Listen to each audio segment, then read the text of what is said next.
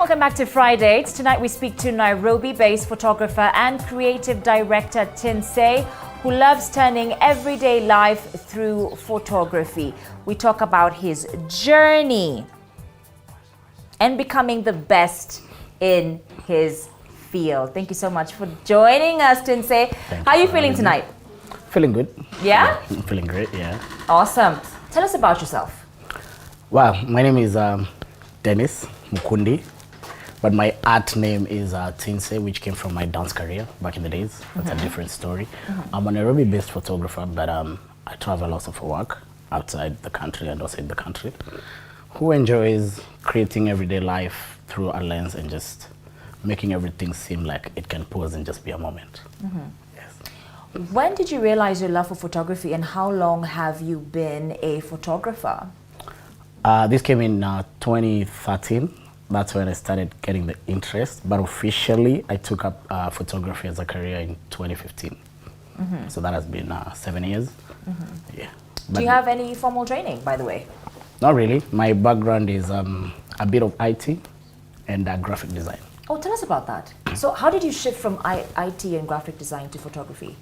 My shift from IT to graphics was an unavoidable situation that was caused by family.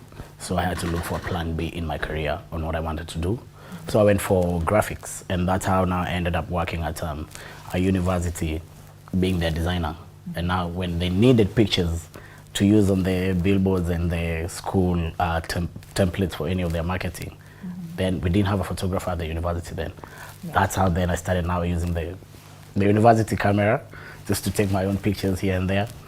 Over the weekends, I used to take it home. I'm sorry for that, guys. You didn't know that. No, it's okay. You don't have to apologize. Yeah. Yeah. And so I remember one day I was at a dance concert because I was a dancer, and this guy, he's called Kevin. He was a photographer. He gave me his camera, just hold it for him. So I could say he sparked the whole thing in me, because when I took the pictures when he had gone to, I think he had gone for a short call, and he asked me, did you take these pictures? And he came back and I said, yes. He's like, okay, interesting. And that for me, I was like, okay, there's a guy I look up to in that field already, because we used to know what they used to do with the One Touch Live team. So he was part of the One Touch team. So I was like, this is really interesting. So in 2015, I remember on the August 8th, I got my first camera and I was in the CBD. Wow. So I just took it off the box and started shooting in the CBD, because I called a couple of photographers who, back then we used to do this street photography stuff that we could go to town and shoot. But nowadays it's a bit hectic because of security. So back then we just used to go shoot in the streets. So it was a Friday night. I even remember that day. Yeah. Yeah. Out of curiosity, Tint, do we have any colleges or universities that offer photography as a major? There are a couple, but mainly the college that I know is ADMI. Okay.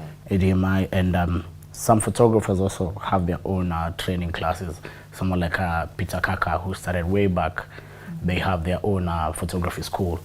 And the Kenya Photography Association, which is actually a board for photographers, but it's not very active at the moment, I think because of the COVID situations. They always advise anyone who would want to take up a career on which is the best school. But also, you can do online. That's what I did. Yeah. I studied my photography on YouTube. Oh, wow. And YouTube teaches a lot, YouTube teaches a lot. And you can choose what you want to learn from it. Yeah, yeah. What type of photography do you do most? I'd say portrait photography. But initially, I started with event photography, which I still hold dear. And it's a major for me.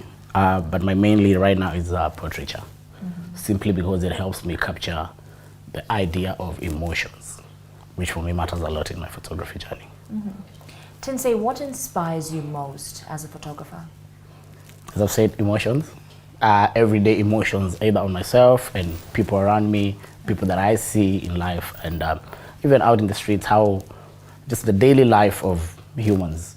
I just get fascinated by how we can just pause, cry, and smile in the next second.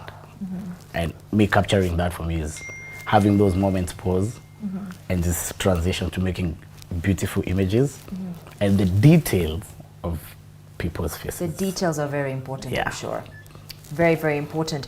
What do you think makes a photographer good at their job?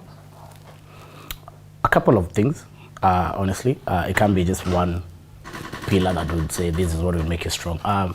Mainly from my personal experience, I'd say consistency, which is also a very thin line for creatives, because as a creative at times they have creative blocks.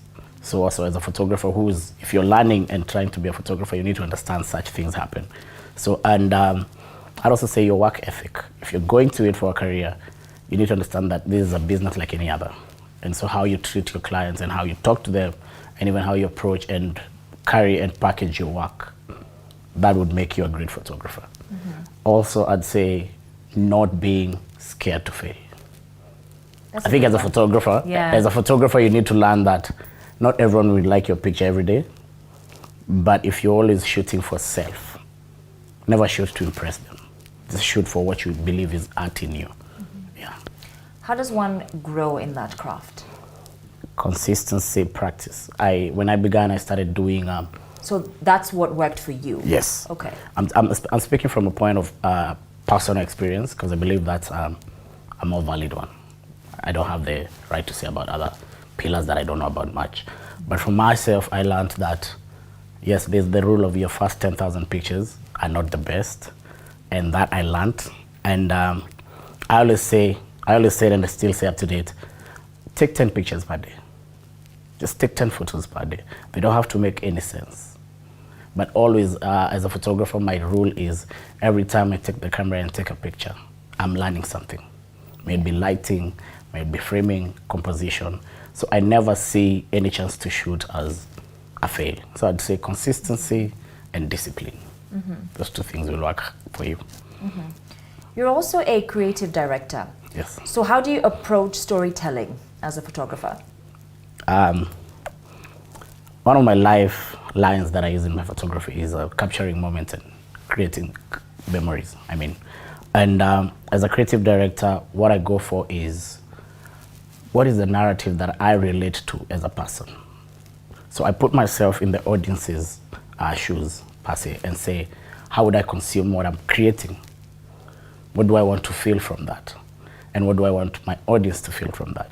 And then now from there, as a creative director, my role is I'll go and research on the certain emotion that maybe I want to portray in the certain script that we're writing, or the certain project that we're working on. So if it's a happy project, I'll always go and look for even movies that just talk about happiness, movies that have happiness scenes. That way you'll always learn that you look at other creatives, how they do it. Also, learning from others is always the best thing as well. And making mistakes along the way.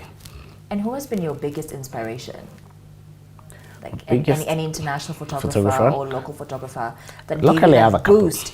Yeah? Yeah. Do you mind sharing a few names? No, not at all. No? So when I started photography, this guy, he has a big beard. Big beard, yeah, okay. he's called Mutua Madeka. And I remember Mutua did a lot for a lot of the young photographers we were beginning with, namely Mentalist, Brian Siambi, Namooks, myself, and other guys, because already Mutua was in the industry. And the photography style we were doing that back then was very urban street. That's what he was doing. That's what he does still. Okay. And telling African stories. So Mutua Madeka, Mentalist, Osborne Masharia, his work is just beautiful work. And Kabu, there's another photographer called Kabu. Internationally, I have a photographer called Tyler Shields. Okay. And Jeremy Kowat. Okay. And Kaito. Those three are my... And the last would be my close brother somehow called Cedric Zaka, but he's in South Africa. Yeah. Yeah. Yeah. What is the most challenging part about being a photographer for you, and how did you overcome it? One, I'd say initially costs, because shipping things in Kenya also, back in the days it was a bit expensive. It's still expensive. So cost and the return on investment as a photographer in Kenya is not really high, honestly speaking, because it's an industry that I believe it's still growing. And another challenge was people actually initially in 2015, 16, they didn't consider photography as a main career. Yeah. So it was like into a picture, just another guy just coming to take pictures. And so it made you always be sidelined on a lot of opportunities that maybe you'd have gained. And even for the opportunities that I got, mostly it was more of you have to be hungry. And also there's a positioning, where are you positioned? So challenges in Kenya, the other one would be, honestly, our police and our county council. They just need to understand that in Nairobi, photographers, they can find a way that we can find a way of how to work together whereby we can shoot comfortably and not get harassed in town. Have you been harassed? Yes, I have been harassed. I know how Central looks. Tell us about that experience. Well, we were shooting on just near Laundry House. Okay. And these guys, plain clothes, came to us, confiscated my camera. They're like, what are you doing here? And we're like, we are shooting something. It was on a Sunday. And they said we're terrorists. And we tried to explain to them that if I was a terrorist, I think I'd be observing other things, not humans on the roads, and taking pictures of them. And so it was the usual Kenyan, and back then I had dreadlocks. Yeah. So it wasn't very smooth for me, but luckily my friends, I didn't get to Central inside. At least some calls were made and there was an understanding with the authorities.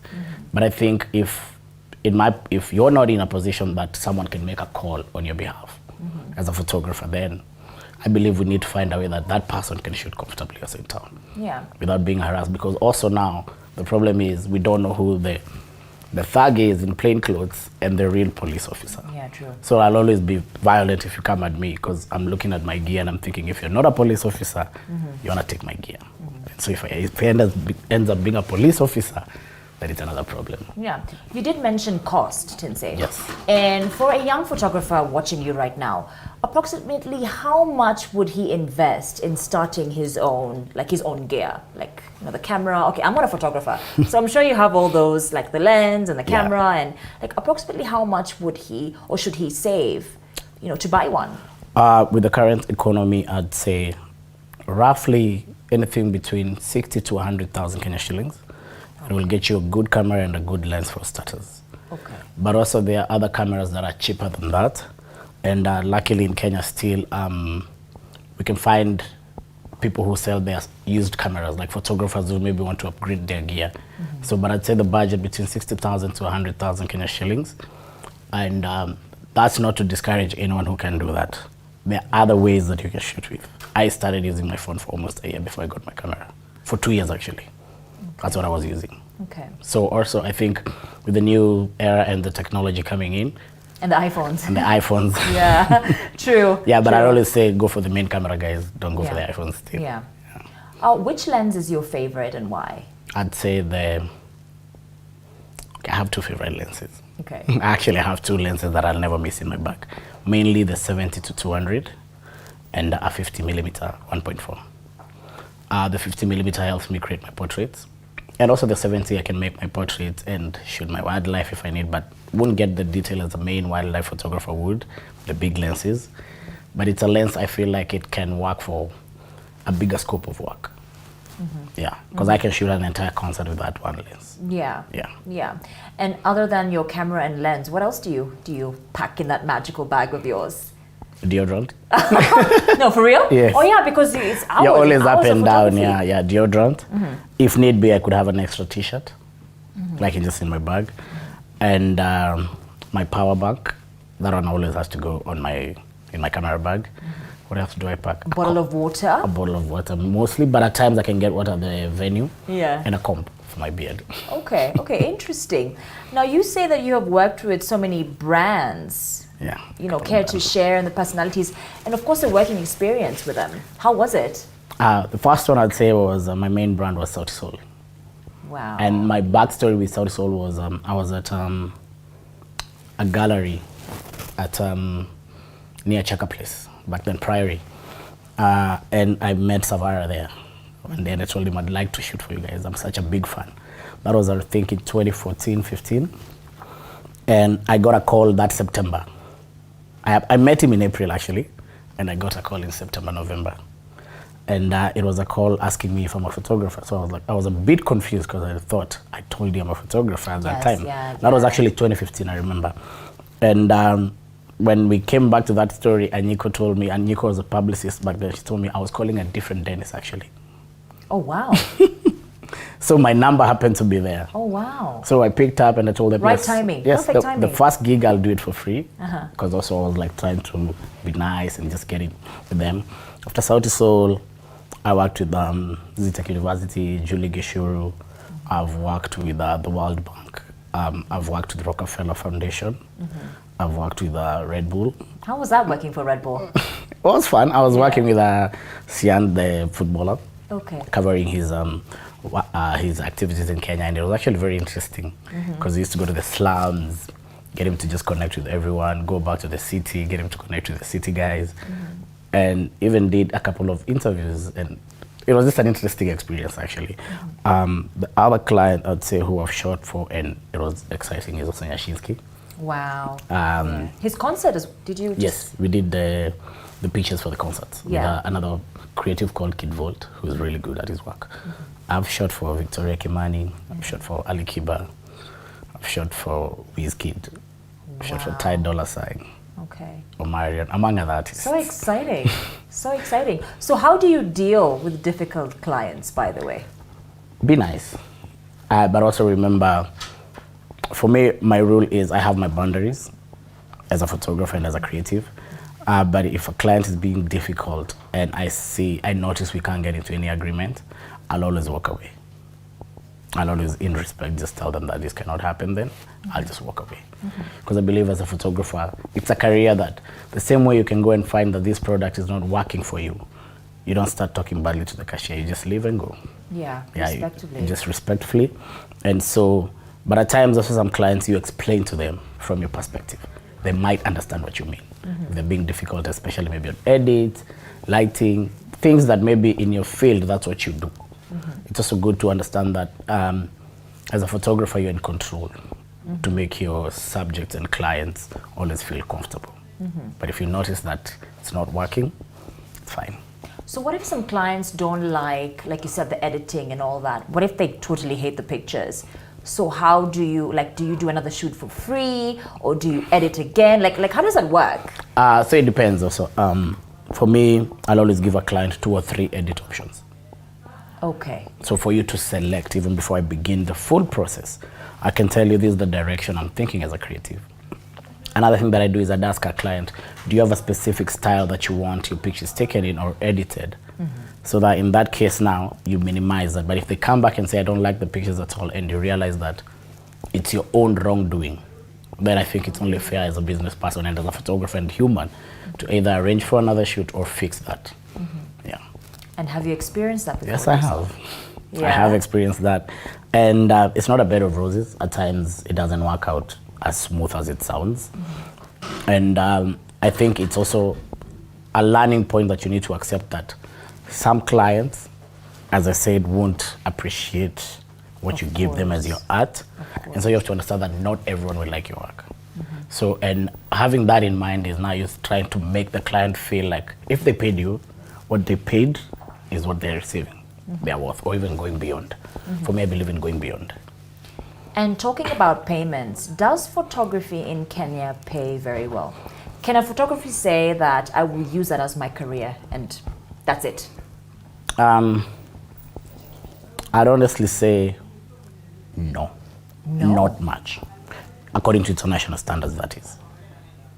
If you're looking at industries like UK, Britain, South Africa, those don't pay. But in Kenya, photography, yes, it pays also. I can say no and yes, actually. Yes, it pays. So a photographer who will do maybe a concert, yes, for example, and a photographer who does a concert in Kenya, how much do you think is that difference?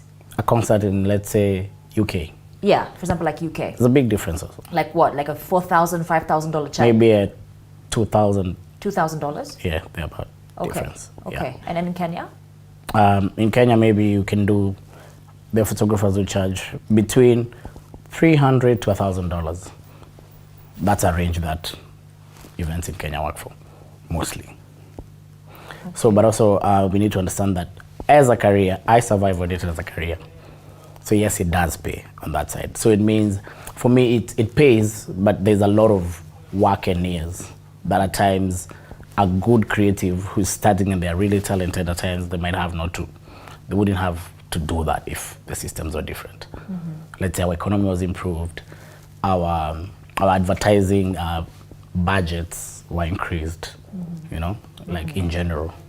But yes, it does pay, it can sustain Okay. a good livelihood, yeah, as a witness, yeah. And I've seen also fellow photographers who are doing good, driving good cars and all, yeah. But we also have a long way to go as an industry. And talk about that long way to go. What do you think are some of the, what the government can do, or what photographers can do?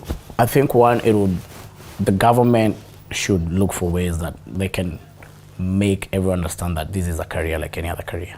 Because you see, it's like public participation, learning something, teaching our old parents that yes, it's also a career nowadays. Another thing would be us as the public understanding that yes, my son, my daughter can take this thing and do it as a career fully. That way I feel like we will create a bigger plate. The plate is there, yes, but we can make it bigger for everyone. And in advertising, I'd say let's strive not to oppress the creatives. Yeah. Technically pay them what they are valued at.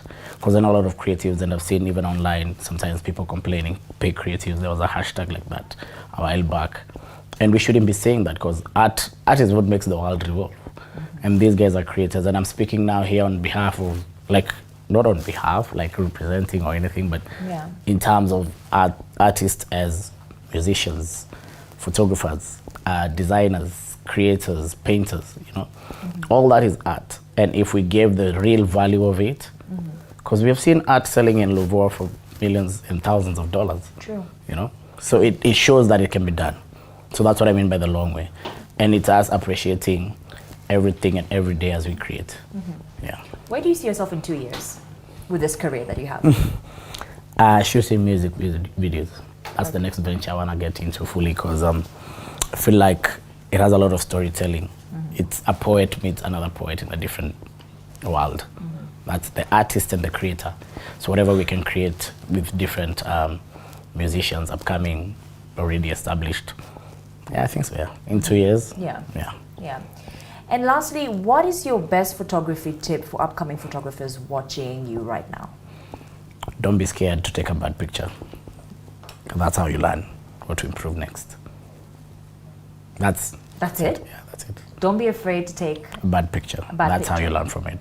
Because the moment you start... What's a bad picture to you? Exactly. As an artist, a bad picture is what you yourself think is a bad picture. Remember, art comes from you first. You're showing people. So if you feel like it's bad, actually you created it. Just look at what can I change? Is it the light? Is it the frame?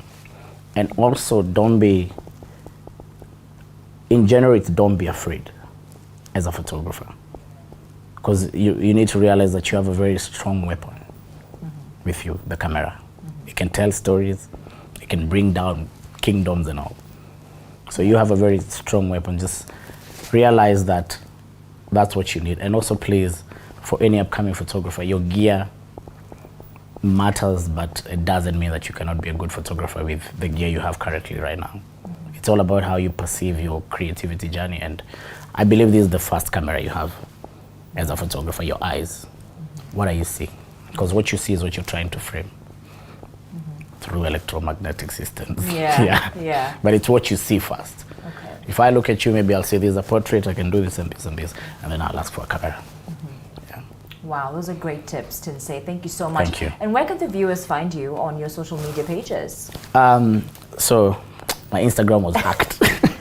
My main Instagram was hacked. For those who are following me and they can't find my work anymore.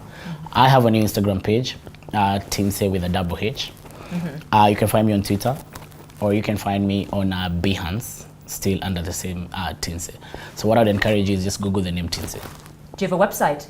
My website is not active. Okay. It's still under operation. Okay. We're trying to make a shop. Thank you so much, Thank Tintseh. you. Unless you have maybe any last words you want to tell the viewers right now? Yes. Today I was going through my hard drives, and I found pictures I took in 2015. And I was excited to edit them afresh. So I'd say, please, if you feel like you're not creative at the moment, just leave it, it's fine. Just go, you'll come back. That's your job, to create. Yes. Great advice there. Thank you so much, Thank Tintseh, you. and thank you for having me. coming here. A great job. All the best. And for the viewers out there, in case you want to, talk to Tintseh, he has great advice. You can go to his social media pages and he will answer all your questions. And he responds to messages. Thank you so much, Tint. This has been Friday with me, Karen Karimi. Thank you so much for watching. Of course, you can find us on Facebook and Twitter and Instagram at TV47KE. My Twitter handle is at Karimi_Karen. You can say good night to